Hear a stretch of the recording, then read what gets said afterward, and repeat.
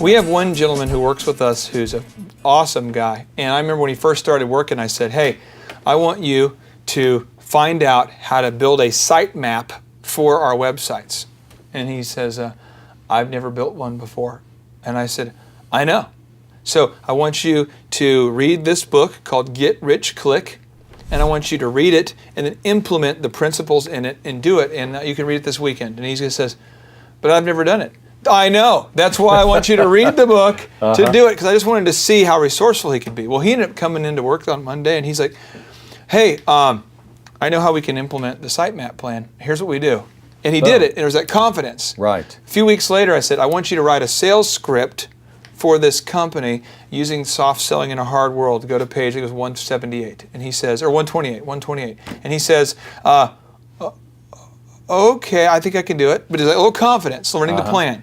And now I can give him any project at all. And I can say, hey, could you do this? And it just, boom, anything, he knows he can plan now.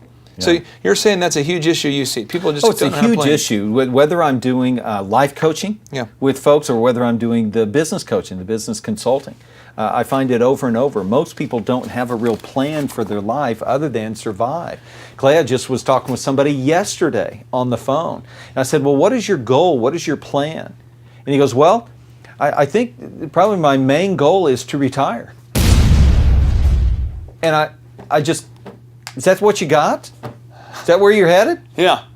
That's your goal. And he goes, yeah, kind of vague. Yeah, just want to retire. Yeah. And he was 35. Well, here's the thing I found. It's step by step. If someone wants to build a plan, what we have to do is we have to ask ourselves first, where do we want to go? So what is our goal? That's the question we ask ourselves, step one. Then we ask ourselves, what are all the things we have to do to get there? What are all the steps to get there? And so one example right now, I'm in the process of building a call center for Thrive. And so I've decided, what is the goal? Well, the goal is going to have 5 separate workstations, all marketing the Thrive experience to different event planners. Well, now we got to think about, well, if there's 5 people, what do we need? Well, everyone needs a phone, so we're going to need 5 phones, and then we're going to need 5 computers, and then we're going to need 5 lists, and so on and so on, and it keeps happening. And then it becomes, well, where do we get the lists? So this person who I was telling you who couldn't plan before now can. And they come to me, well, hey, I'll just go buy a list.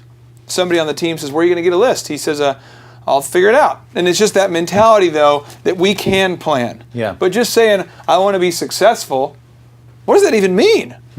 Well, I want to reach all these specific groups of people, and so now I have to build a call center. I mean, it's breaking it down to those specific action steps. Right. It's huge, huge deal. And so few people do that. And I was just at a university. I was teaching a class at a university up in Bartlesville, Oklahoma. And we were talking, there's a handful of kids in a classroom. We were talking about how to plan an event. And for this specific event, it was planning a summer camp. And so this one gal goes, oh yeah, well you do this, you do this, you do this. And I was going, okay, that's interesting. Where did you come up with? Did you just come up with that idea? It's like, no, that's what I grew up doing.